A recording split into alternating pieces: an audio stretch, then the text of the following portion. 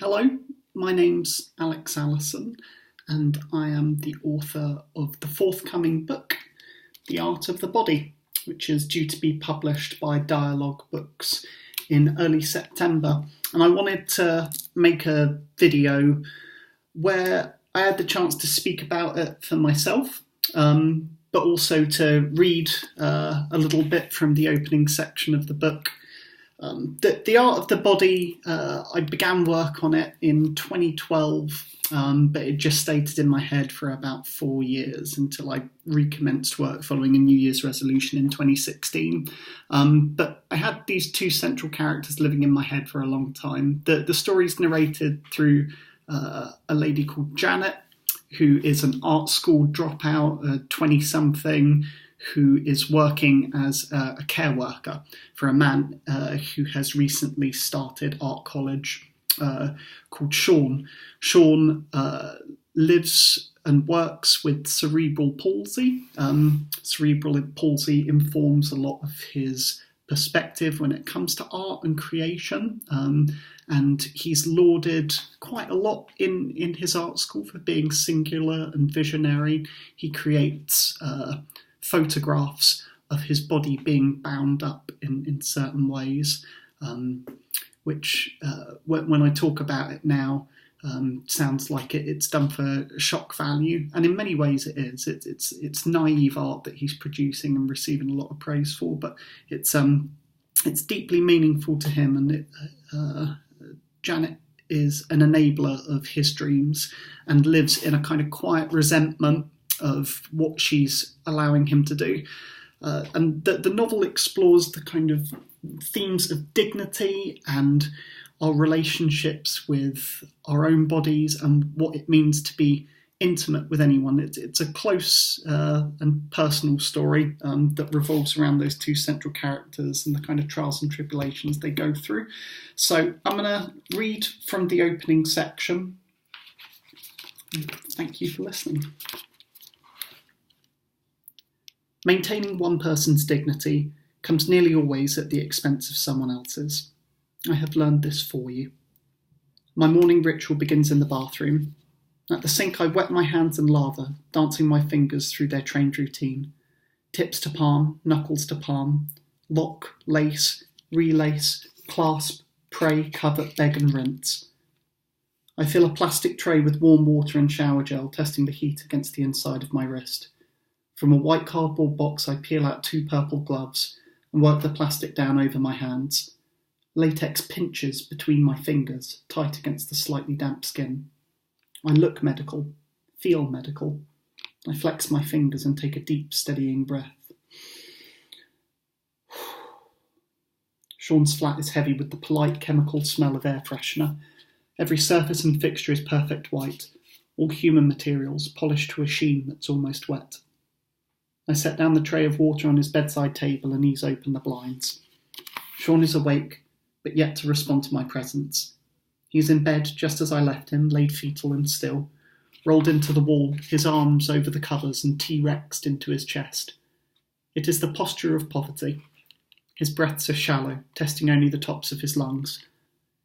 You wouldn't guess that I am 2 years older than him. Sean is 22, but there's a greyness to his skin. Now comes the long groan, the sneer, and an awkward attempt to shield his eyes. Good morning, Sean.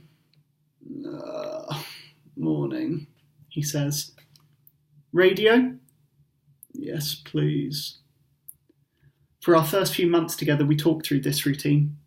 I'd warned Sean what was coming, where my hands would hold him next. Now the radio splares us the pleasantries that accompany the maintenance of a person. After 8 months with his body, I'm lucky to get a lower, a softer, a finished. I still always get a thank you. Did you sleep well? I always sleep well. I sleep well until you come in and ruin it. It's nice out. Do not tell me that, please. I want to hear the weather report. Sean's top has ridden up his back during the night, the material evidence of a struggle. I ease the rest over his head and examine the rawness. Does that hurt at all? I say, pressing. No. And here? A little. Sean is Irish, raised in Yorkshire, but cerebral palsy has its own accent. Sean's voice belongs more to his limbs than his mind. It comes from a curled, chafed place. But I'm fluent in Sean. I know his pain from his relief, his biscuits from his business. I move to the end of Sean's bed to double-check that the wheels are clamped before we begin. Down here, more evidence of a struggle. His feet protrude from the bottom of the covers. Some of his toes are crossed, as though for luck or lying. The soles of Sean's feet are smooth, untested by the weight and pressure of a working body. His knees point at a 45-degree angle through the sheets, into the wall. Sean would be tall if he could stand. Aren't your feet cold? I ask. No. I wish you'd wear socks. You know that I hate socks. Are we ready to start?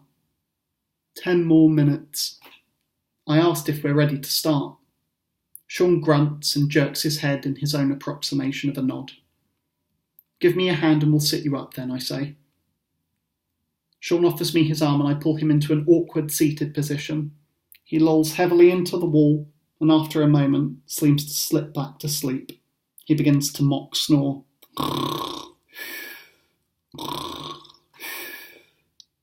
Please, Sean, not this morning. He opens his eyes and throws me a toothy, gurning grin. There's a long, thin scratch down the middle of Sean's nose. His face is permanently marked by a series of scratches. Each of my attempts to trim his nails is met with vicious protest. Nails allow Sean an added degree of purchase.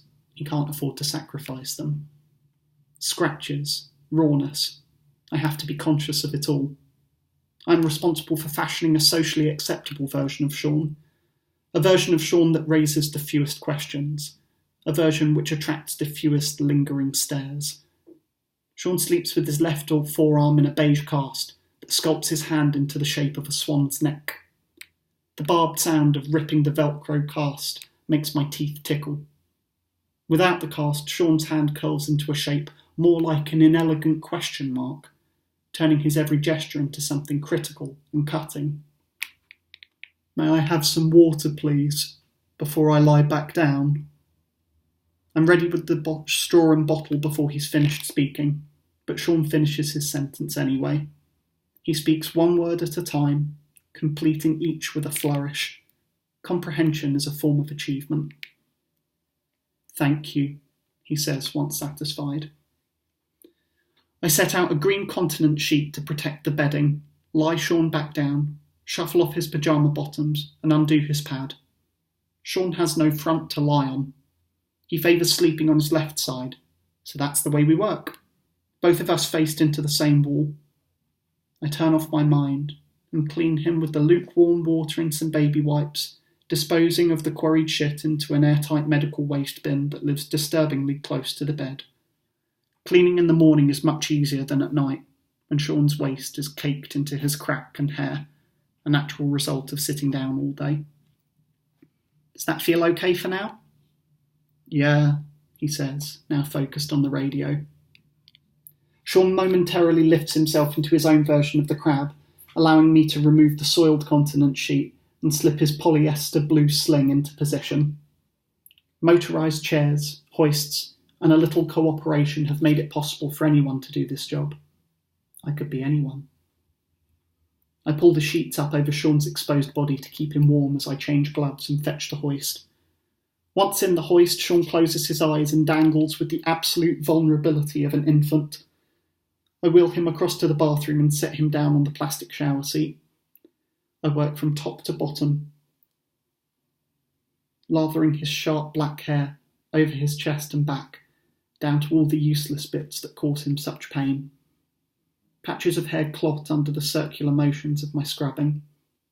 I allow Sean to clean his own crotch, which he does with a curled stabbing motion that I can't watch. Leaving the shower room, I almost slip. A laugh moves through Sean like a contraction. You won't be laughing when I leave you there. You would not do that to me, Janet. Once Sean is dry and back in bed, I oil up my naked hands and we begin our first massage of the day. My fingers track the pain under his skin, the knots and nodes splayed away from any symmetry. He makes a show of not reacting. I remind myself to be gentle. I think of each massage as a process of feeling through Sean's secrets. These are the only secrets he can have. Everything else is known, filed away in medical records and news articles. Google Sean's name and you'll find 326,000 results, innumerable accounts of his court case and the £800,000 NHS settlement. The articles will tell you just what I was told upon meeting him. They'll tell you he was the first of 2 premature twins, both assessed as stillborn. They'll tell you he was left aside while the nurses excavated the corpse of his brother.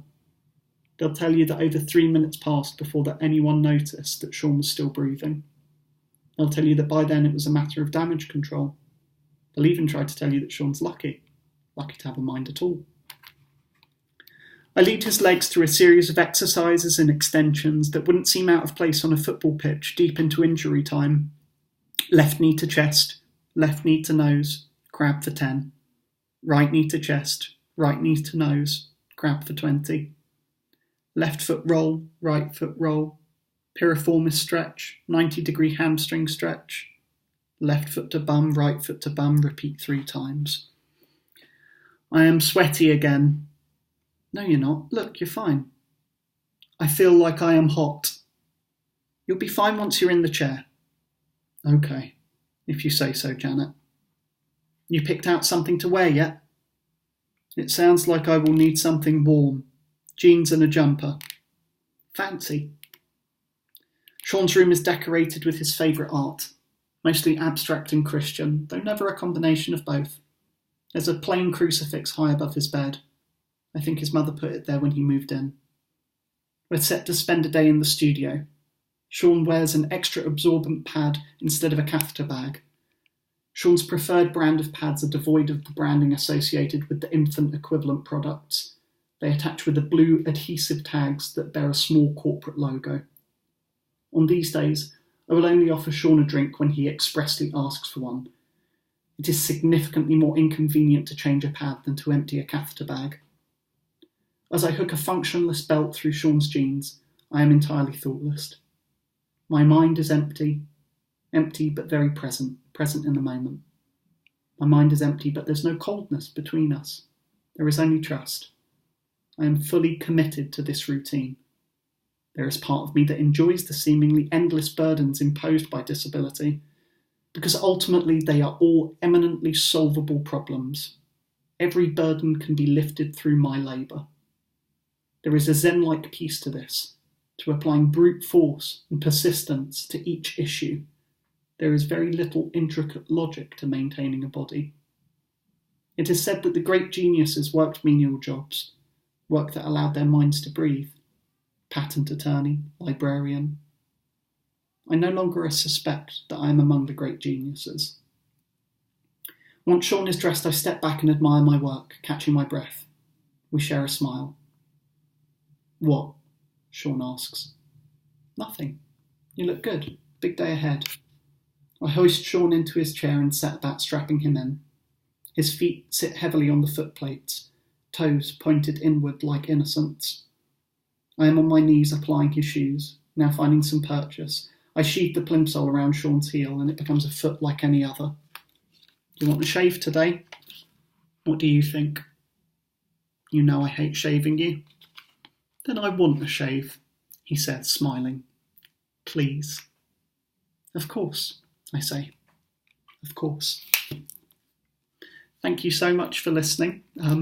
Again, the novel's coming out early September, I think September 5th. Available online and in all good bookshops, independent and chain retail. So super grateful if you take the time to pick up a copy, and feel free to get in touch.